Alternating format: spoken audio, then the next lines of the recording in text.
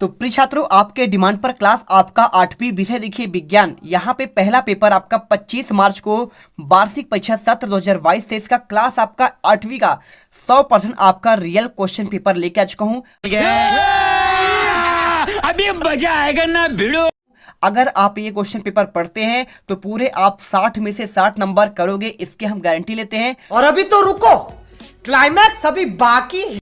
Question की अगर मैं बात करूं, सबसे पहला क्वेश्चन आपका यहाँ पे आता है, देखिए यहाँ पर आ जाता है बहुविकल्पी प्रश्न की तरफ।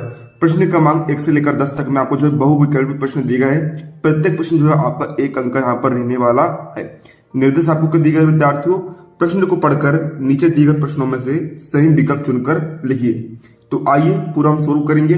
ठीक है, आपको विद्यार्थियों रट लेना है, जितना आपके पास समय बचा है आपको जो है पूरा यहाँ पर रट डालना है। पहला आपको दिया है बसा का पूर्ण रूपण पाचन जिस अंग में होता है वह है, तो इसको उत्तर आएगा विद्यार्थियों क्षुद्रांत। ठीक है, अब यहाँ पर देखिएगा दूसरा यहाँ पर आपको दिया है जल का अवशोषण मुख्यतः किस अंग द्वारा होता है, तो उसका उत्तर आएगा विद्यार्थियों बृहदांत्र। तीसरा है अमीबा किस अंग के सहायता से भोजन को ग्रहण करता है, इसको उत्तर आएगा विद्यार्थियों पादाब।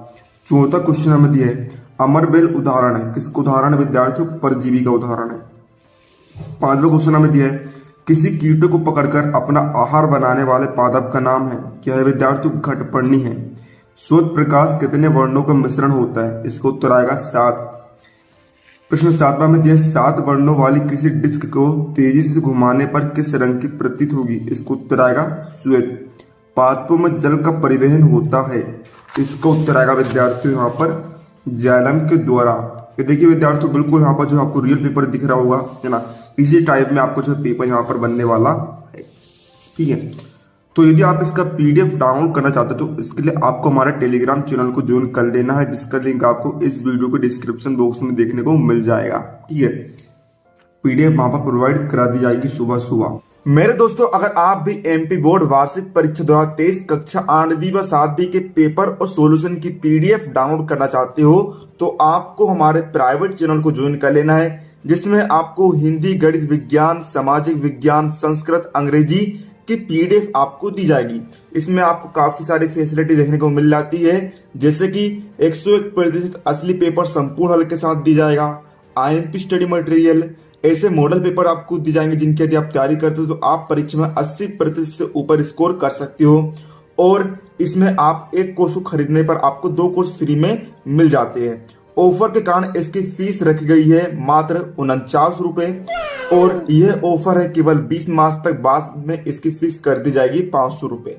तो ऐप को डाउनलोड करने की लिंक, प्राइवेट चैनल को ज्वाइन करने की लिंक और प्राइवेट चैनल को आप किस तरह ज्वाइन कर सकते हो, तीनों की लिंक आपको मिल जाएगी डिस्क्रिप्शन और कमेंट बॉक्स में। तो जाइए फटाफट से इस कोर्स को ज्वाइन करिए और पीडीएफ का आनंद लीजिए और परीक्षा में टॉप करिए। अमाशय में अम्ल स्त्रावित होता है, किसके द्वारा, हाइड्रोक्लोरिक अम्ल स्त्रावित होता है। लास्ट है आपका पादपों में भोजन का परिवहन होता है, किसके द्वारा होता है विद्यार्थियों फ्लोएम के द्वारा होता है। अब हम बढ़ जाते हैं यहाँ पर लघुत्तरी प्रश्नों की तरफ। प्रश्न 11 से लेकर 20 तक में आपको जो है लघुत्तरी प्रश्न दिए गए हैं। प्रत्येक प्रश्न आपका 3 अंक का यहाँ पर रहने वाला है। प्रश्न 11 आपको क्या दिया गया है, परावर्तन के नियम लिखिए। तो यहाँ पर हम लिखते हैं परावर्तन के नियम, हेड डाल देंगे। पहला पॉइंट, आपतन कोण तथा परावर्तन कोण सदैव बराबर होते हैं। दूसरा, आपतित किरण, परावर्तित किरण तथा आपतन बिंदु पर अभिलंब तीनों एक ही तल में स्थित होते हैं। प्रश्न 12 में दिया है विद्युत लेपन किसे कहते हैं, दैनिक जीवन में विद्युत लेपन के उपयोग बताइए। ये भी 3 अंक का प्रश्न है, तो इसको उत्तर लिखेंगे। सबसे पहले परिभाषा लिखेंगे विद्युत लेपन की। विद्युत धारा द्वारा वस्तुओं पर लेपन की क्रिया विद्युत लेपन कहलाती है। इसका उपयोग हम किसमें करते हैं, विद्युत लेपन की सहायता से अनेक उद्योगों में विभिन्न वस्तुओं पर अन्य धातुओं की परतें चढ़ाई जाती है, उदाहरण के लिए सोने या चांदी की परत चढ़ाना। प्रश्न 13 में दिया है स्नेहक किसे कहते हैं तथा इसका उपयोग क्यों किया जाता है। इसका उत्तर है स्नेहक ऐसा पदार्थ है जो 2 गतिशील सतहों के बीच लगाया जाता है ताकि उनके बीच घर्षण कम हो, ताकि जल्दी घिस ना जाए इसमें घूलने या बाहर कणों के परिवहन और गर्मी के वितरण का कार्य हो सकता है। अब प्रश्न 14 की तरफ हम बढ़ जाते हैं। प्रश्न 14 है, सर्पी घर्षण स्थैतिक घर्षण से कम क्यों होता है? तो इसका उत्तर है, सर्पी घर्षण स्थैतिक घर्षण से कम होता है क्योंकि जब कोई वस्तु गतिमान हो जाती है तो उसके पृष्ठ के संपर्क बिंदुओं को उतना समय नहीं मिल पाता कि वे जमीन के संपर्क बिंदुओं में घस सके। अतः सर्पी घर्षण स्थैतिक घर्षण से कुछ कम होता है। प्रश्न 15 हमें दिया है, बल लगाने पर किसी वस्तु में क्या क्या परिवर्तन हो सकते हैं? इसका उत्तर आएगा, पहला आप लिखेंगे वस्तु की चाल बदल जाती है, है ना, जिससे वह तेज अथवा धीमी गति करने लगती है। दूसरा, वस्तु की गति की दिशा में परिवर्तन हो सकता है। तीसरा, इससे वस्तु का आकार परिवर्तित हो सकता है। तीनों पॉइंट विद्यार्थियों आपको रट लेने हैं, पूरे प्रश्न के उत्तर आपको रट डालने हैं। ठीक है, अब प्रश्न 16 की तरफ हम बढ़ाते हैं। प्रश्न 16 आपका, पादप कोशिका व जंतु कोशिका में अंतर लिखिए। तो यहाँ पर देखिए, इस प्रकार से आप जो है सबसे पहले आप 2 कॉलम बनाएंगे। एक तरफ आप लिखेंगे पादप कोशिका, दूसरी तरफ आप लिखेंगे जंतु कोशिका। तो आइए देख लेते हैं।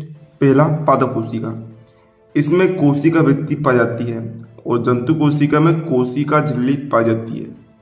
पादप कोशिका में हरित लवक पाया जाता है, जंतु कोशिका में हरित लवक नहीं पाया जाता है। पादप कोशिका में सेंट्रोसोम अनुपस्थित होते हैं, जंतु कोशिका में सेंट्रोसोम उपस्थित होते हैं। ठीक है, तो ये आपको पूरे तीनों पॉइंट आपको रट डालने हैं ताकि आपको पूरे में से पूरे नंबर यहाँ पर मिल सके।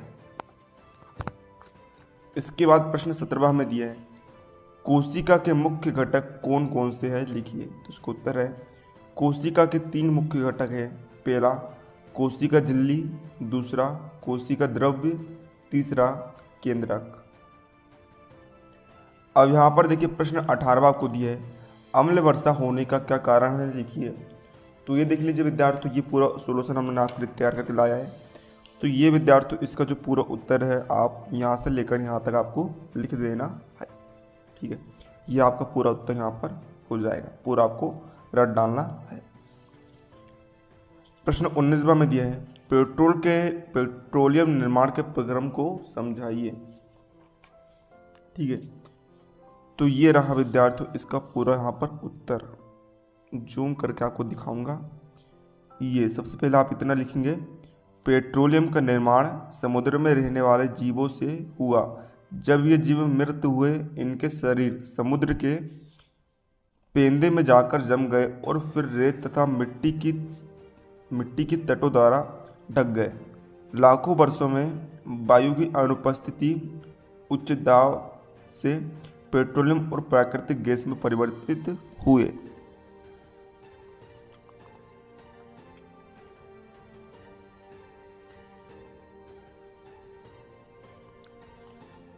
हाँ भाई विद्यार्थियों, बढ़ते हैं यहाँ पर आगे की तरफ। ये देखिए प्रश्न 20 आपको दिया है, हमारे दैनिक जीवन में प्राकृतिक गैस का क्या महत्व है। तो ये रहा विद्यार्थियों इसका यहाँ पर पूरा उत्तर यहाँ पर आप देख सकते हैं। पूरा उत्तर आपको यहाँ से लेकर यहाँ तक आपको लिखना है ना। यह एक उत्तम प्रकार का ऊर्जा का ईंधन है। इसका प्रयोग आजकल प्रत्येक घरों में हो रहा है। प्राकृतिक गैस को उच्च दाब पर प्राकृतिक गैस CCN2Cl के रूप में भंडारित किया जाता है। इससे घरों में, कारखानों में सीधा जलाया जाता है और खाना बनाने में उपयोग होता है। तो ये आपका पूरा उत्तर हो जाएगा। अब देखिए विद्यार्थियों प्रश्न 21 आपको दिया है। अब प्रश्न 21 से लेकर 24 तक में आपको दीर्घोत्तरीय प्रश्न दिए गए हैं। प्रत्येक प्रश्न जो है आपका 5 अंक यहाँ पर रहने वाला है। तो प्रश्न 21 में आपको दिया है, ध्वनि प्रदूषण क्या है? ध्वनि प्रदूषण के प्रमुख कारणों का उल्लेख कीजिए। तो ये रहा विद्यार्थियों इसका पूरा यहाँ पर उत्तर। ठीक है, पूरा उत्तर आप लिखेंगे, ध्वनि प्रदूषण के कारण हमारे दैनिक जीवन की गतिविधियाँ प्रभावित होती है।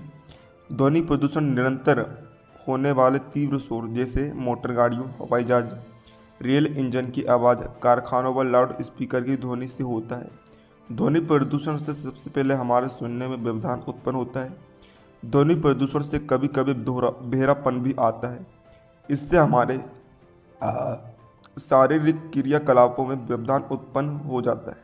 साथ ही यह हमारे सामाजिक व्यवहार को भी प्रभावित करता है। वे लोग जो बहुधा तीव्र शोर में रहते हैं असामान्य सामाजिक व्यवहार दर्शाते हैं। अतः प्रदूषण को कम करने के लिए हमें वाहनों को इतना आपको उत्तर यहाँ पर हो जाएगा, जो कि आपको यहाँ पर पूरे लाइनों में आपको लिखना है। अब देखिए विद्यार्थियों, प्रश्न 22 आपको दी गया है कि उर्वरक और खाद में क्या अंतर है, लिखिए। तो इसका उत्तर यहाँ पर आप देख सकते हैं। इस प्रकार विद्यार्थियों आपको जो है उर्वरक और खाद में अंतर आपको जो है यहाँ पर आपको लिख देना है। तो ये देख लीजिए विद्यार्थियों, उर्वरक और खाद में अंतर।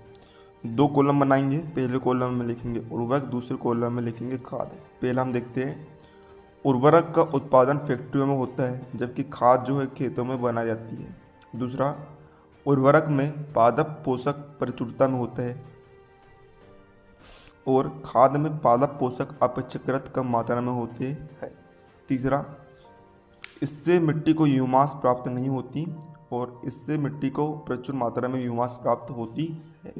चौथा, उर्वरक एक अकार्बनिक लवण है और खाद प्राकृतिक पदार्थ है जो गोबर, मानव अपशिष्ट, पौधे का अपशिष्ट आदि से बनाया जाता है।